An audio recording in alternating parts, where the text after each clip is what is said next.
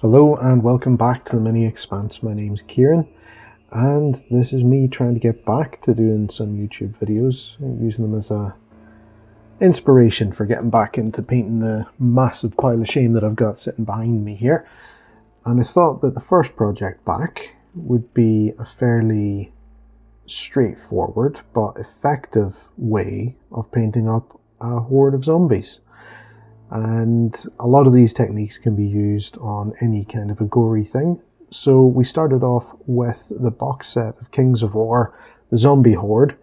The reason I took these is they are fairly generic. They are fantasy zombies, as you can see, but there's nothing that would stop you using these in a sci-fi setting, post-apocalypse, or anything else. They're not really tied to any one specific genre. So put them together and base them up with some of Vallejo's texture paste on the base, and then they got primed up with Army Painter Necrotic Flesh. So we're basically going to be following the generic Army Painter method. So once they were based, I picked out a couple of different strong base coat colors to go over the material that's around their waist. So in this case, I think I'm using Caldor Blue or something similar. And just take your time, get all the way around it, nice and neat. And once you're happy with one, just move on to the next. So in this one, we're using Calthan Brown, and I'm thinning it down with a product I was just trying out, which is the Painter's Milk. And just thins it down enough but keeps it where its coverage is pretty good the whole way around. And I just work my way through the next batch of minis. So I'll leave you with the painting and I'll be back to you in a minute.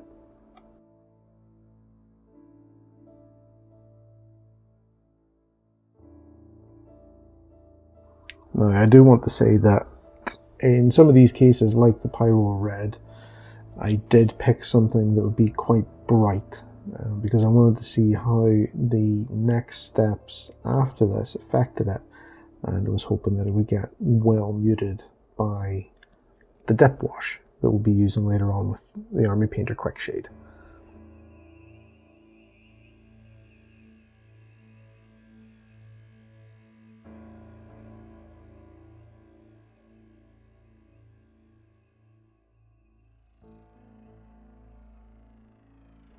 And here, just so that it is pretty generic and it'll fit with most of the things that I'm playing, I'm just using a grey for the base. It'll fit with pretty much any terrain that I've got. Anything that'll be wintry for Frostgrave, different planets for Stargrave, and then following that up with a black rim around the base.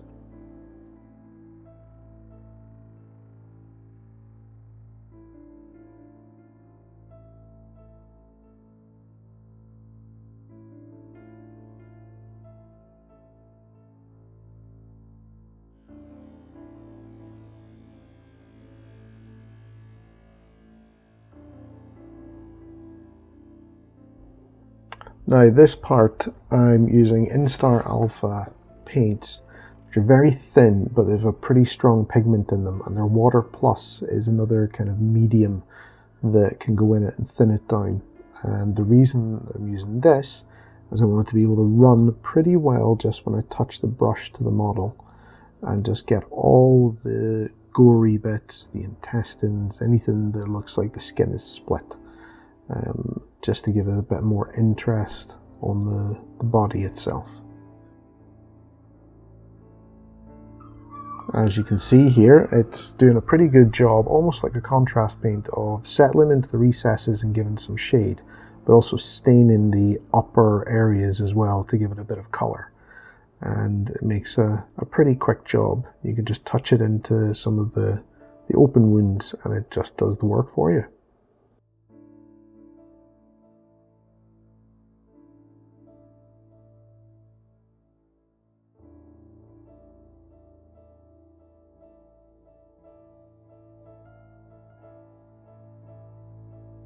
And the key to this is just taking your time, working your way around the model, picking out any little bits that you want to have these different colors.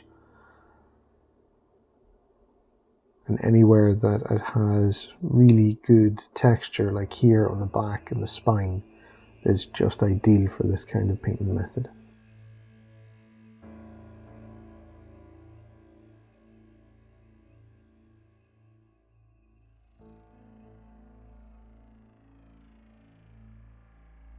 So next thing, I'm going to take some strong tone from the army painter and just put it over anywhere that would have hair, or at least what would be the remnants of hair. I'm not trying to paint it a solid color, so I just want to give the suggestion that there may still be some little straggly hair follicles on the top of their head.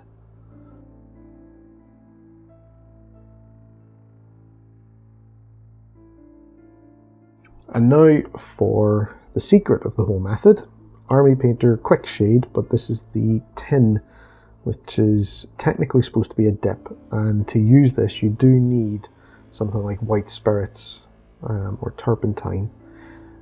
So in this case, I've just put it into a glass and you use an old synthetic brush, something you don't mind ruining because they don't survive this process for very long.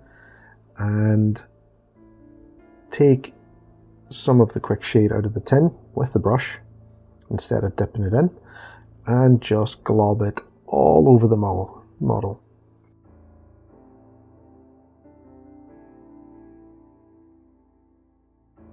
Now when you're working with this, you do want to start at the top of the model and just glob it on and then work it all the way from the top down to the bottom.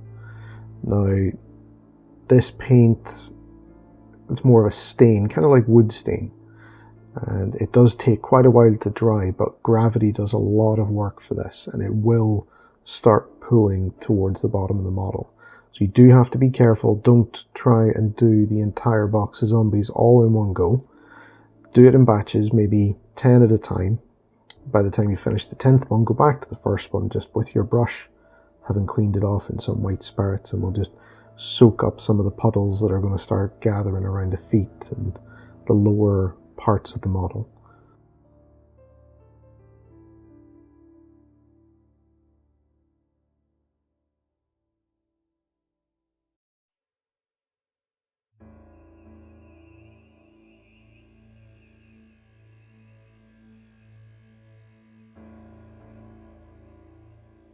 As you can see here, I'm just soaking up some of the little patches that I can see that are already quite strong, just so that it doesn't obscure a lot of the detail. Now, once these are all finished, they will dry extremely glossy, so we want to use some matte varnish, and in this case I'm going to put it through the airbrush. So I've bought a big bottle of the Winsor & Newton matte varnish. It's meant for painting on canvases, but in terms of the amount that you get, it's exactly the same stuff that you'll use or be able to buy from places like GW. Just thin it down with some airbrush thinner and you're good to go.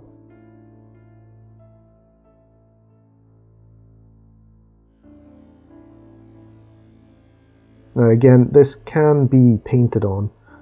It just takes a little bit longer. I have the airbrush, I'm going to use it.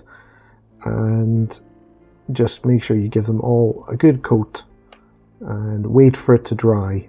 It will be very tacky, but once it is dry, if you do still have any shine, you can just give it another coat.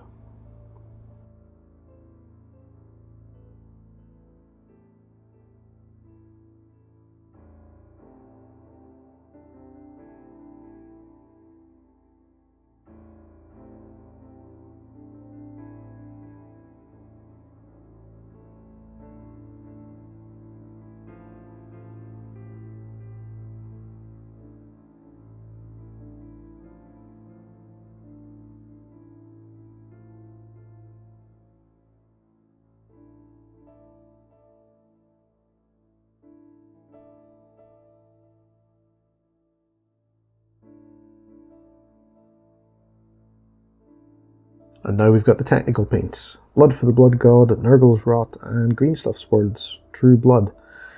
We put them wherever we want on the models, and I've basically gone about half and half between Blood and Nurgle's Rot.